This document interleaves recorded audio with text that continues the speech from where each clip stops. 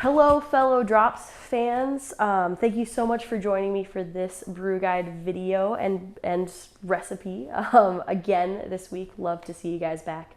But before we get started, I've got some insider information that I think you'll want to hear.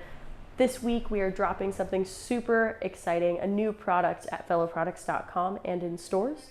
You're going to want it for all of your cold beverage summer adventures. You're not going to want to miss it.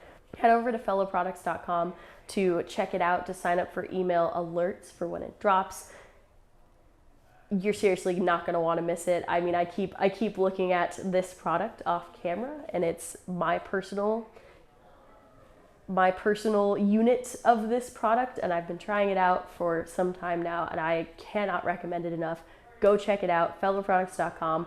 Launching very soon. You're not going to want to miss it. It's going to make your summer. All right, let's get into this recipe.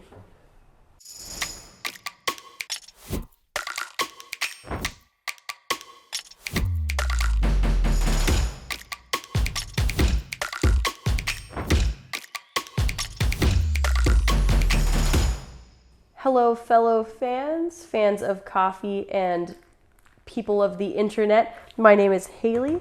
I am your local resident neighborhood Q grader here, coming at you live from our store and playground, fellow store and playground in San Francisco, our pink room studio or gray room studio, however you want to play it. But I'm coming at you live here to talk about Immigrant Culture's Colombia, Huila, El Diviso Red Bourbon. We're super stoked to feature Immigrant Culture for the first time. They're an awesome roaster out of Charlotte, North Carolina, and they are just super stellar at going direct to the farm for the coffees that they get. So they've got direct relationships with the farmers, which is incredibly important for transparency.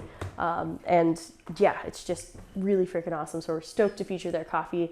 Not only that, but it is super stellar. It stood out to us so significantly on the cupping table, even though the cupping table was 5 samples from the same origin and with the same process. So they were all wash process coffees. And each coffee was only different in the variety of coffee, right? Like, even still, this coffee stood out to us so significantly.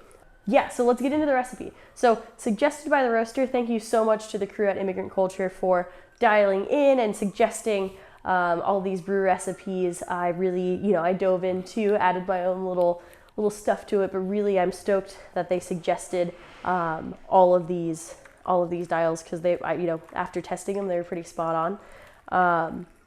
I am super stoked whenever roasters let me know what's going on with their coffee, how they're brewing it, because they know their coffee, and I'm stoked to work with them. So thank you, Immigrant Culture crew.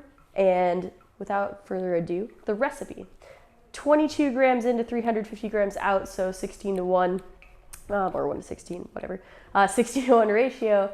And we've got 200 degrees Fahrenheit water, but agitation heavier extraction here, so a little cooler on the water with some agitation. We've got a 50-gram bloom at 45 seconds, so a little bit longer than our normal bloom would be, and a little bit more than twice as much water to coffee. We did 5 to 10 swirls after that bloom to make sure everything's saturated. Then you're going to pour 150, 250, and up to 350.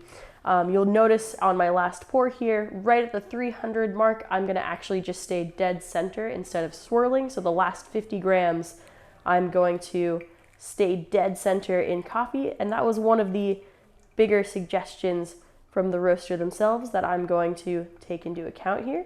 Definitely want to try to pour a little more aggressively in the middle 2 pours to get some more agitation. I'm also going to do 5 to 10 swirls of agitation at the end here, just to get that last bit of extraction out and really have this coffee shine.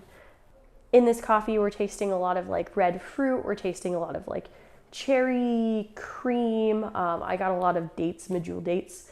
Just delicious coffee, really interesting and complex flavor profile that you will not want to miss out on. For espresso, we're suggesting a 1 to 2, so 20 grams in to 40 grams out. You're going to want to wait, suggested by the roaster, you're going to want to wait 1.5 to 2 weeks before you pull a shot for this coffee. So it wants to rest 1.5 to 2 weeks off of roast before you pull a shot. Also, we've got some specific Opus notes. If you are Opus users from the roaster who Immigrant Culture is using Opus, and they're fans of Opus. So thank you again, Immigrant Culture, for being fellow fans and suggesting this. They suggest 1.1 external, 3 internal on Opus as far as the settings go. If you find your shot is pulling too quickly, you're going to want to make the grind finer.